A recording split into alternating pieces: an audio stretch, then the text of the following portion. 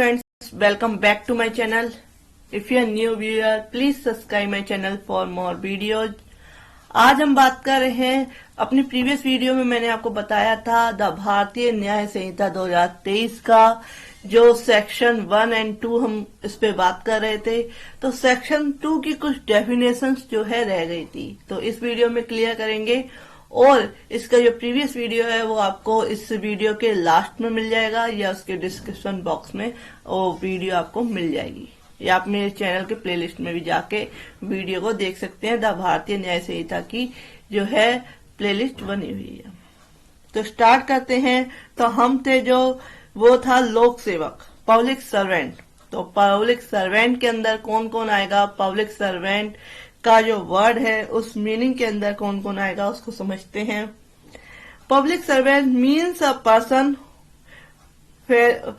falling under any of description, namely लोक सेवक से ऐसा कोई व्यक्ति अभिप्रेत है जो निम्नलिखित वर्णों में से किसी के अधीन आता है, अर्थात सेना, नौसेना, वायुसेना का प्रत्येक आयुक्त अधिकारी, every commissioned officer in the army, navy and air force. Next है बी, कहता है कि प्रत्येक न्यायाधीश जिसके अंतर्गत ऐसा कोई भी व्यक्ति आता है जो किन्हीं न्याय निर्णय कृत्यों का चाहे स्वयं या व्यक्तियों के किसी निकाय के सदस्य के रूप में निर्वहन करने के लिए विधि द्वारा सशक्त किया गया हो। यानी कि जो सेना, नौसेना, वायुसेना है उसका जो प्रत्येक अधिकारी आयुक्त है वह इसके अंतर्गत आएगा, लोक सेवक, पब्लिक सर्वेंट के अंतर्गत। और जो जजेस हैं जो किसी तरह का क्या है कर रहे हैं, जजमेंट दे रहे हैं, या किसी उस ग्रुप के साथ क्या है किसी तरह का कोई जजमेंट दे रहे हैं, कार्य कर रहे हैं, तो वह भी क्या है इसके अंतर्गत आएंगे।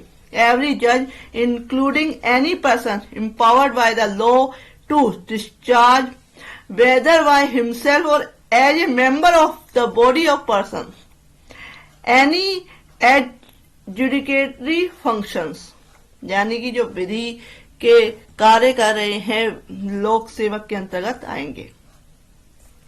नेक्स्ट कहता है सी कहता है कि न्यायालय का प्रत्येक अधिकारी, कोर्ट का every officer of a court including a liquidator, receiver और commissioner who is duty it as such officer to investigate और report on any matter of law और फैक्ट्स।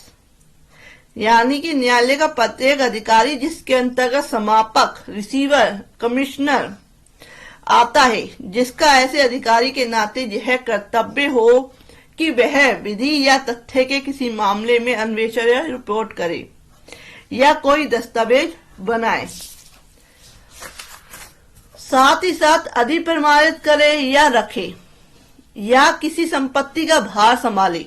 यानी किसी प्रॉपर्टी में कोई प्रॉपर्टी संपत्ति है उस पे कमिश्नर क्या है नियुक्त कर देते हैं, कमीशन बिठा दी जाती है, या उस संपत्ति का व्ययन करे, उसको कहते हैं उसका जो है उसे सेल करे, या किसी तरह का उसको भार कोर्ट के द्वारा दिया गया है, या किसी न्यायिक आदेश का निष्पादन करे, किसी तरह की कोर्ट का आदेश है उसका एग्जीक्यूशन करे, निष्पादन करे, इसको लागू करवाए, या कोई शपथ ग्रहण कराए या निर्वचन करे, या न्यायालय में व्यवस्था बनाए रखे, या प्रत्येक जिसे ऐसे कर्तव्य में से किसी का पालन करने के लिए न्यायालय द्वारा विशेष रूप से प्राधिकृत किया गया है, वो सारे भी क्या आएंगे, लोक सेवक, पब्लिक सर्वेंट के अंतर्गत आ जाएंगे।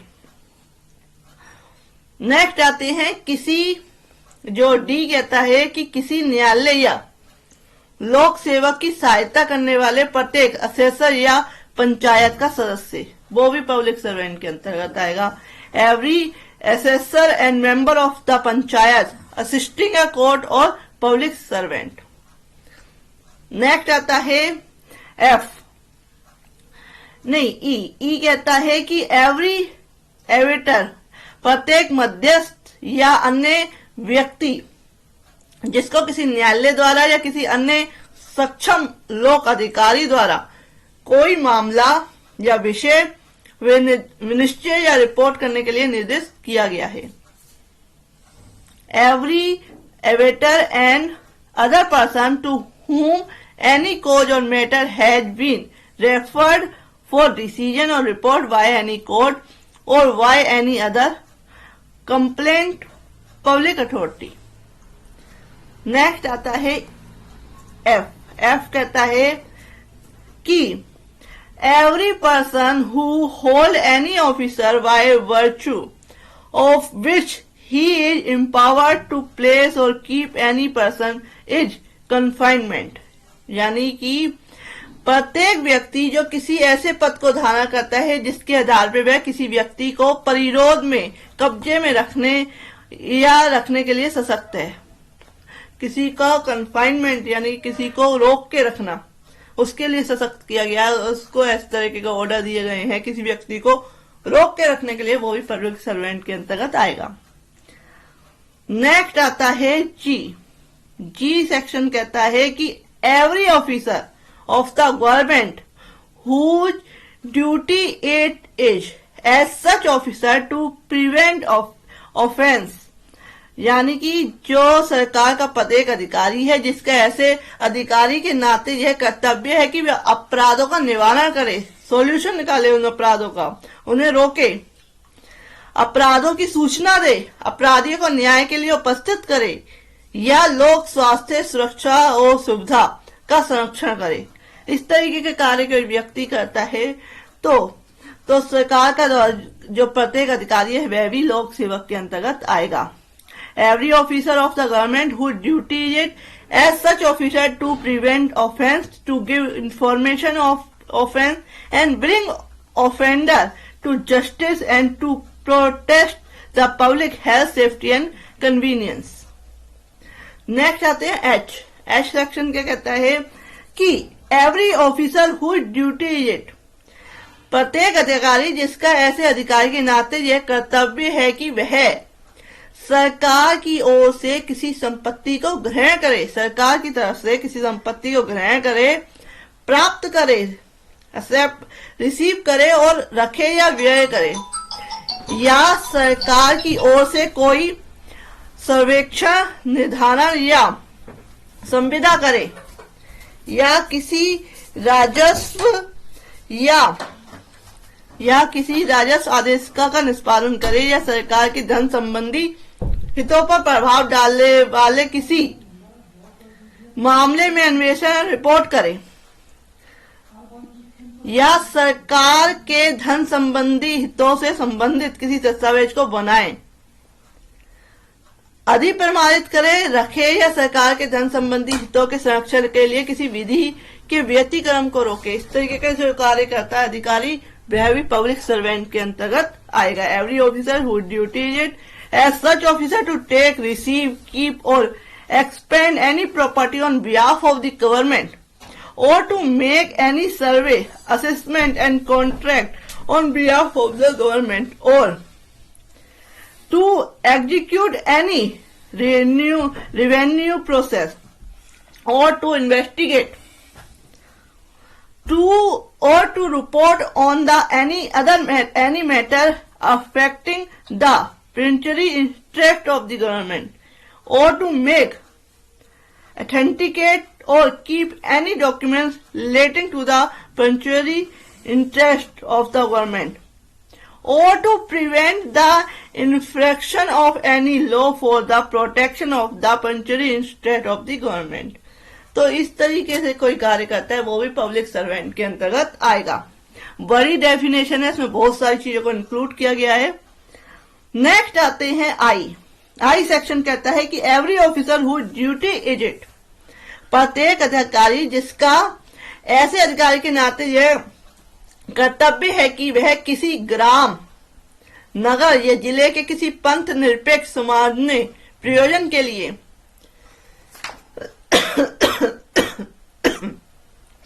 किसी संपत्ति को ग्रहण करे, प्राप्त करे, रखे या व्यय करे, कोई सर्वेक्षण या निर्धारण करे, या कोई रेट या कर उद्घृणित करे, या किसी ग्राम, नगर या जिले के लोगों के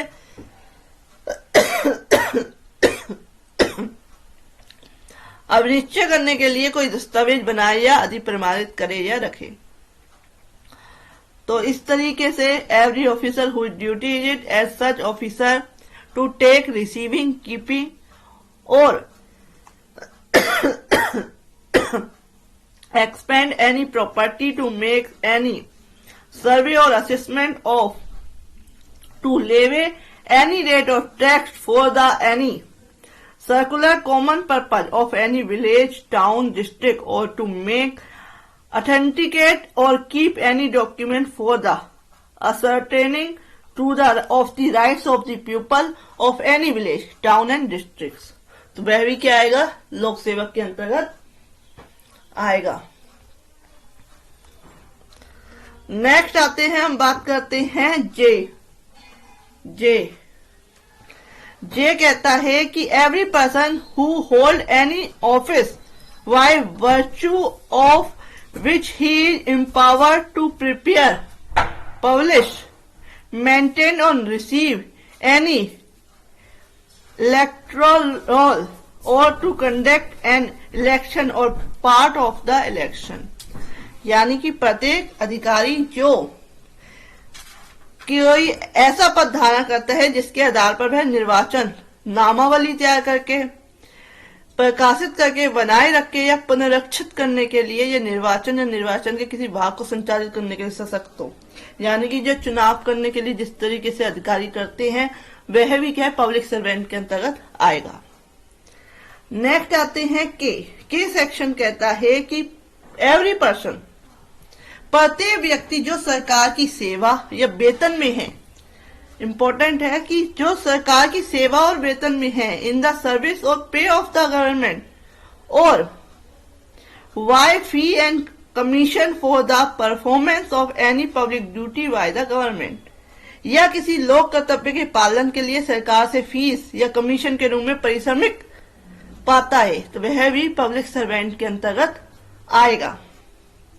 नेक्स्ट कहता है, इसी का सबसेक्शन सेकंड कहता है कि साधारण खंड अधिनियम 1897 की धारा 3 के खंड 31 में और यथा परिभाषित किसी स्थानीय प्राधिकारी की किसी केंद्रीय अधिनियम या राज्य अधिनियम के द्वारा या उसके अधीन स्थापित किसी निगम की या कंपनी अधिनियम 2013 की धारा 2 के खंड 45 में यथा परिभाषित किसी सरकारी कंपनी की सेवा या वेतन में है, तो वह भी पब्लिक सर्वेंट के अंतर्गत आएगा। इसमें क्लेरिफिकेशन दिए हुए है कि इस खंड के किसी ऐसे किए गए वर्णों में से जो आपको इतनी डेफिनेशन दी है उसमें से किसी के अधीन आने वाले व्यक्ति लोक सेवक हैं, चाहे वे सरकार द्वारा नियुक्त किए गए हों या नहीं हों।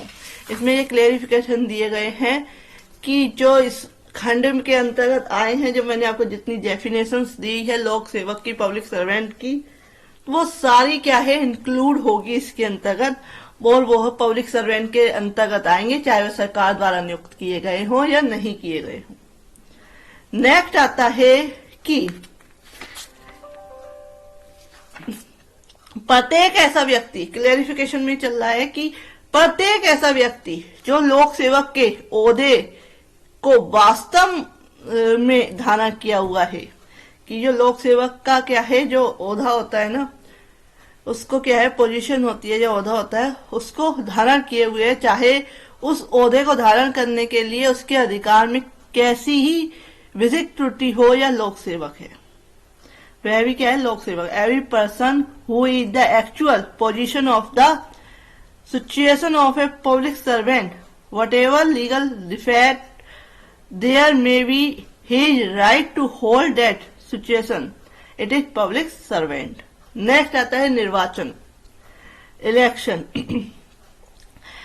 इलेक्शन से किसी विधायी, नगर पालिका या अन्य लोक प्राधिकारी के सदस्यों का चयन करने के प्रयोजन के लिए कोई निर्वाचन अभिप्रेत है, चाहे वह कैसे ही स्वरूप का हो, जिसके लिए चयन करने की पद्धति तत्समय प्रवृत्त किसी विधि द्वारा या उसके अधीन है। तो ये सारा कुछ बताया गया है। अब इसमें लेते हैं एग्जाम्पल्स। एग्जाम्पल्स क्या हैं? नगर पालिका आयुक्त लोक सेवक है। विश्वास करने का कारण, रीजन टू बिलीव, कोई व्यक्ति किसी बात का विश्वास करने का कारण रखता है। अब आते हैं विश्वास करने का कारण क्या होता है, रीजन टू बिलीव। इसको डिफाइन किया गया है, इसका मीनिंग क्या होता है रीजन टू बिलीव का, इसको समझते हैं। कोई व्यक्ति किसी बात का विश्वास करने का कारण रखता है। A person is said to have reason to believe a thing if he has sufficient cause to believe that thing but not otherwise. विश्वास करने का कारण, कोई व्यक्ति किसी बात का विश्वास करने का कारण रखता है, यह तब कहा जाता है जब वह उस बात के सिवाय उस बात के विश्वास करने का पर्याप्त कारण रखता है, अन्यथा नहीं।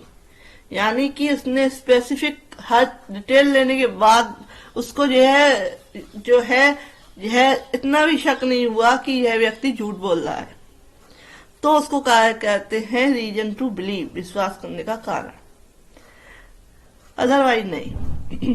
नेक्स्ट आता है स्पेशल लॉ। विशेष विधि क्या है? Special law means a law applicable to a particular subject. जो किसी विधि, जो विशेष विधि है उससे विपरीत है, जो किसी विशिष्ट विषय को लागू हो, उसे कहते हैं स्पेशल। नेक्स्ट आता है वैल्यूएबल सिक्योरिटी, मूल्यवान प्रतिभूति से क्या समझते हैं हम? तो valuable security means a document which is और purports to be a document whereby any legal right to created, extended, transferred, documents whereby any legal right to created, extended, restrict and exigent and release, or wherever any person acknowledge that he lie under legal liability or he had not be certain legal rights।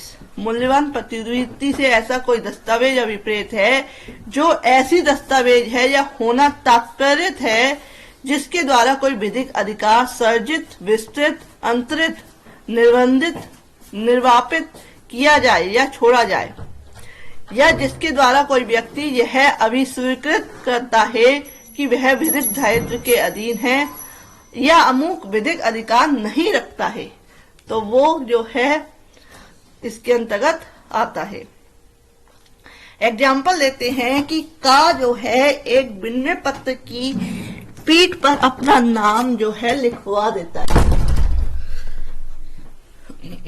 यह पट्टांकन का प्रभाव किसी व्यक्ति को जो उसका विधि पूर्ण धारक हो जाए, यह विनिमय पत्र पर का अधिकार अंतरित किया जाना चाहिए, इसलिए वह पट्टांकन मूल्यवान प्रतिभूति है। ए जो है write his name on the back of the bill of exchange as the effect of the endorsement is to transfer the right to the bill to any person who may become a lawful holder of it, and endorsement is a valuable security। ये इसका example है। Next आते हैं कि जलयान को जो है vigil जो है means anything made for the convenience by water of human being और ऑफ प्रॉपर्टी। जलयान से कोई चीज अभिप्रेत है जो मानव के या संपत्ति के जल द्वारा परिवहन के लिए बनाई गई है, वह जलयान के अंतर्गत आएगी। नेक्स्ट आते हैं वॉलेंट्री, स्वेच्छा। कोई व्यक्ति, a person is said to cause an effect voluntarily. कोई व्यक्ति किसी परिणाम को स्वेच्छा कारित करता है, यह तब कहा जाता है जब वह उसे उन साधनों द्वारा कारित करता है जिसके द्वारा उसे कारित करना उसका आशय था, या उन साधनों द्वारा कारित करता है जिन साधनों को काम में लाते समय वह जानता था या वह विश्वास करने का कारण रखता था कि उनसे उसका कारित होना संभाव्य है। A person is said to cause an effect voluntarily when he caused it by means whereby he intended to cause it, or why means which at the time of employing those means he knew and had reason to believe to be likely to cause it. Example लेते हैं, example से clear होगा। का लूट को सुकर बनाने के लिए, सुलभ बनाने के लिए प्रयोजन से एक बड़े नगर में एक बसे हुए गृह में रात को आग लगाता है। लूट के प्रयोजन से a set fire by night to an inhabited house in a large town for the purpose of facilitating and robbery and thus cause the death of a person. वह क्या है, का जो है, ए जो है, लूट को सुकर बनाने के लिए प्रयोजन से एक बड़े नगर में एक बसे हुए गृह में रात को आग लगाता है और इस कारण से एक व्यक्ति की मृत्यु कारित कर देता है। स्वेच्छा क्या होता है उसका हम समझ रहे हैं। यह का आशय भले ही मृत्यु कारित करने का ना हो, यानी कि वह आग लगाता है, उसकी वजह से क्या है, किसी व्यक्ति की डेथ हो जाती है, उसका कारण, उसको व्यक्ति को मारने का कोई इरादा नहीं था और वह दुखी भी है कि उसने जो कार्य किया उससे मृत्यु कारित हुई है। तो भी यदि वह यह जानता था कि संभाव्य है, वह ये जानता था कि हो सकता है अगर वह जिस तरीके से किसी घर में आग लगा रहा है तो उससे किसी की मृत्यु हो सकती है, वह जानता था, हो सकती है, संभाव्य है कि वह मृत्यु कारित कर दे, तो उसने स्वेच्छा मृत्यु कारित की है। तो उस पे क्या है, जो मर्डर का चार्ज है वो लगेगा, क्योंकि वह जानता था, उसने आग लगाई, उसे अंदाजा था कि अगर कोई होगा इसके अंदर होगा तो वो मर जाएगा। उसको जानते हुए उसने उसमें आग लगाई, तो वह क्या है, स्वेच्छा मृत्यु कारित करने का दोषी है, अपराधी है। नेक्स्ट बात करते हैं विल। विल क्या है?